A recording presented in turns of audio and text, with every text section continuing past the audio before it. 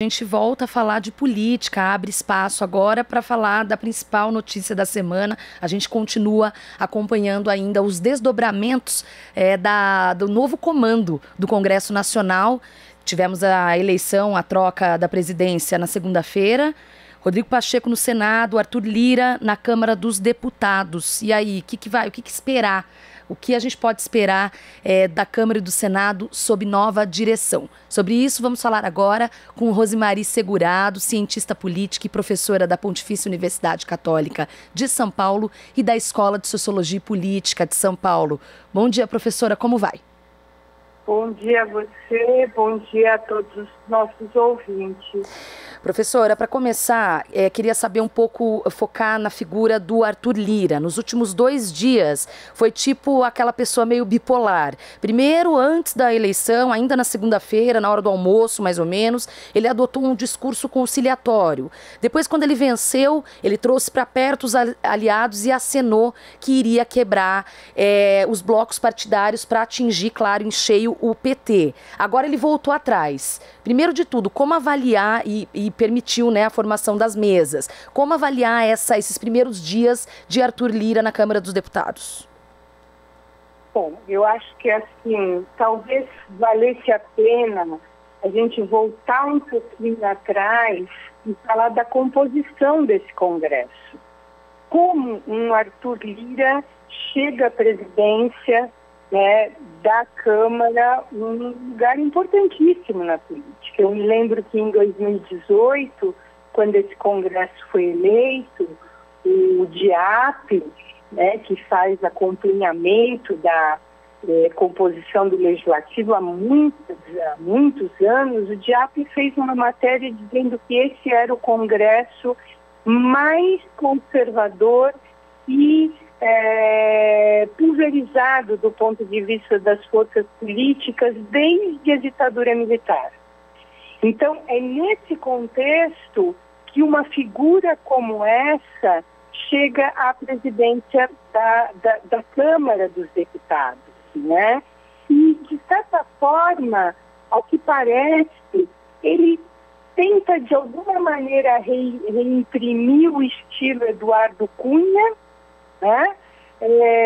E me parece também que ele vai fazendo um teste da sua própria força frente à casa. O primeiro gesto dele foi não reconhecer o bloco registrado por Rodrigo Maia.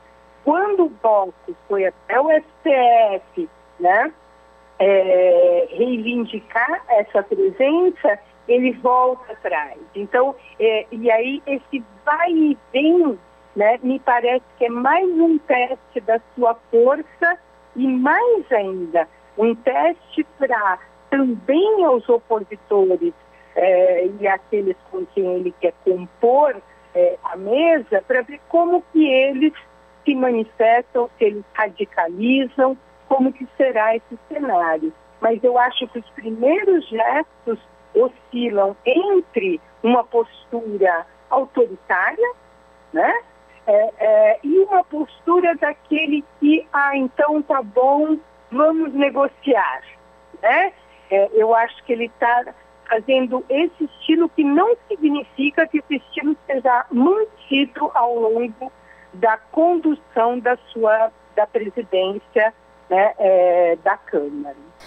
Queria falar agora também de algumas composições que já começam a acontecer nas comissões, né?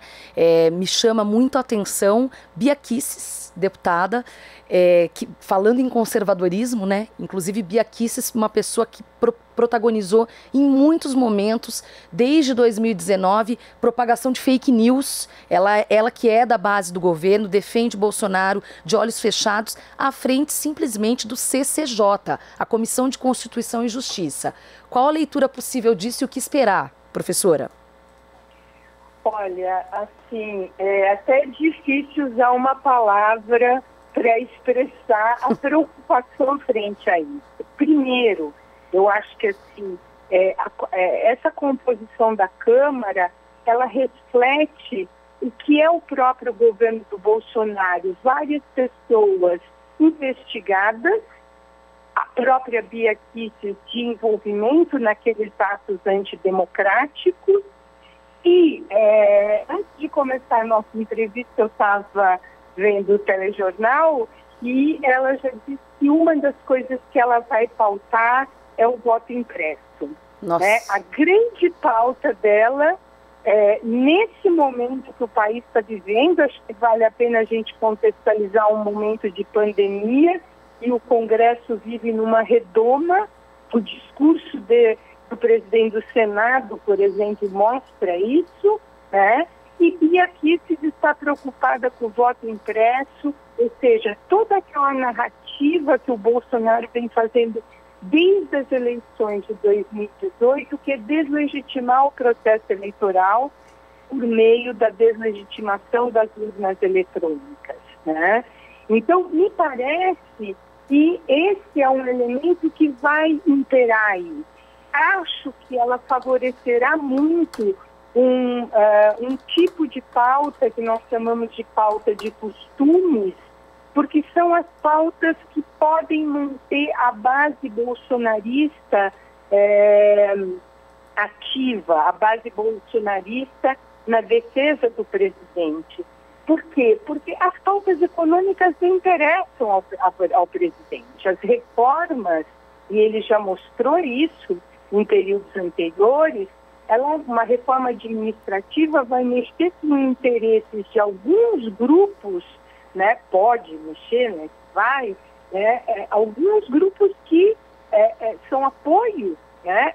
Ao presidente, por exemplo, os militares. Então, eu acho que ela vai estar aí para pautar, para barrar aquelas pautas que vêm do campo progressista, e essa é a comissão que faz isso, barrou ali, né? Não vai para frente, o projeto não caminha, não chega sequer à discussão em outras comissões, e vai favorecer, né, essas pautas que dão sustentação para a política do presidente Jair Bolsonaro. Então, me parece que, por enquanto, é uma composição e não vai criar grandes problemas para o presidente. E eu gostaria até de dizer que tudo bem, né? O PT deve assumir uma da secretaria, se não me engano, a terceira. Há um aceno para o PSDB também. E, no fundo, vão estar ali, de alguma maneira, né, dizendo, olha, garantimos uma diversidade, mas, evidentemente, que essa diversidade não está representada, né, nessa composição.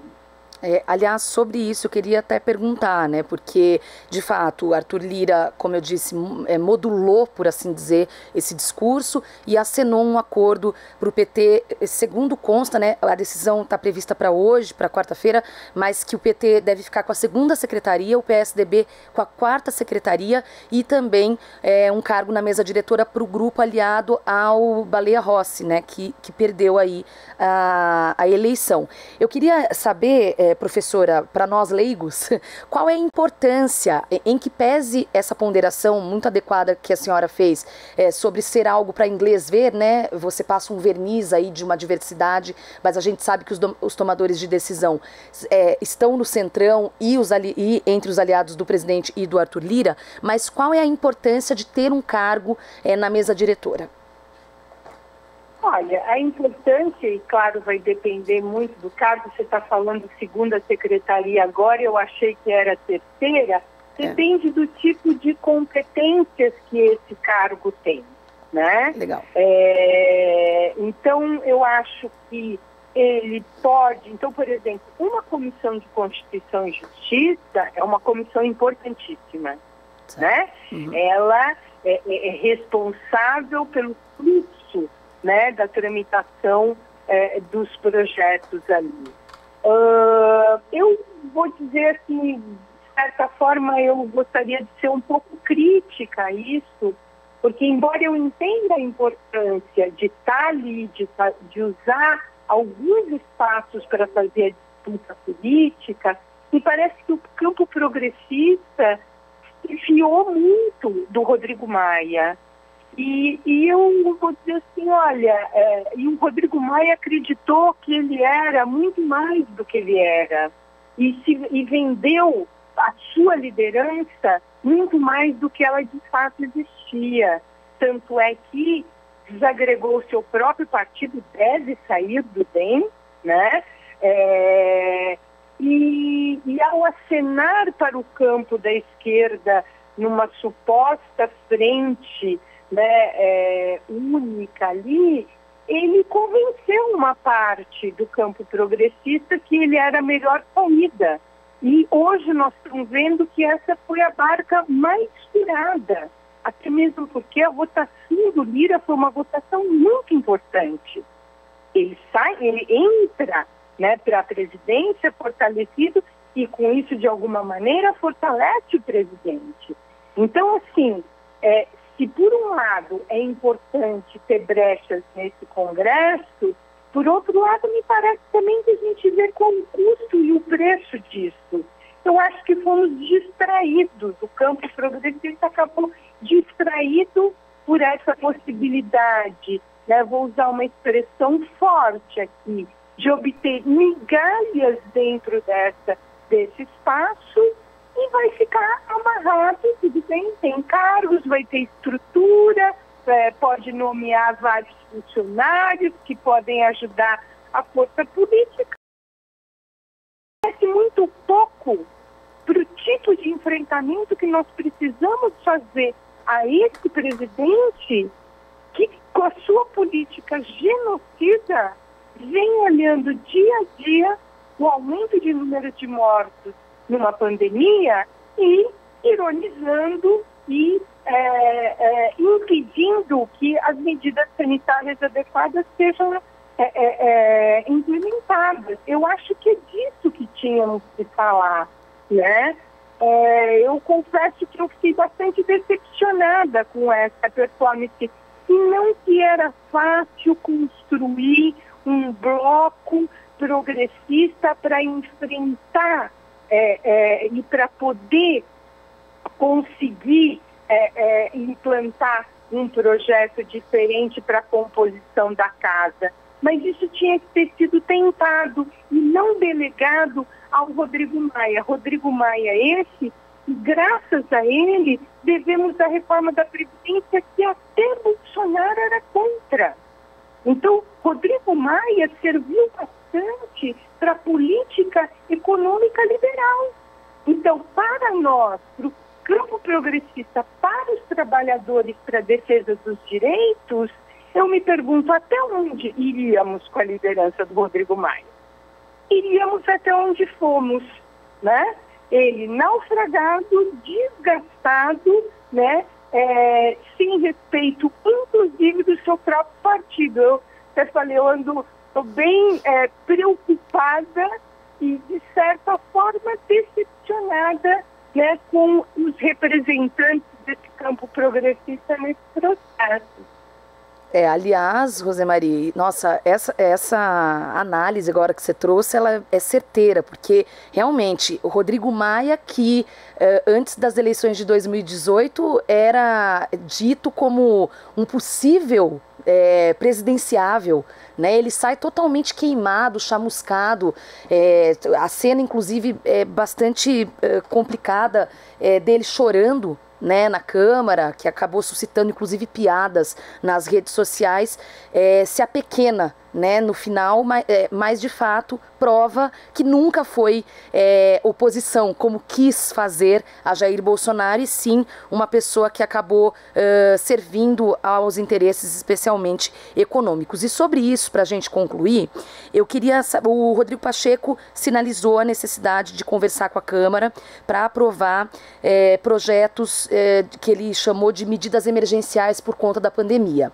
Só que ele também já assinalou que não vai comprometer o teto de gastos, né? E a gente tem visto aí justamente a questão do auxílio emergencial ou de outra renda que acabou para as classes mais baixas. Vai dar para equacionar essas duas coisas na sua avaliação?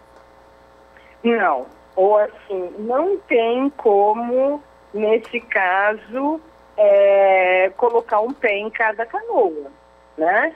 E eu acho que aqui é uma opção política, e mais que política, uma opção social que vai ser feita. Nós agora estamos com o primeiro mês, né, já fevereiro, sem o auxílio emergencial. Os indicadores que têm sido divulgados do aumento de pessoas na faixa da pobreza, da miserabilidade, ele é imenso. Então, assim, e sabemos que isso é uma bomba relógio também, né?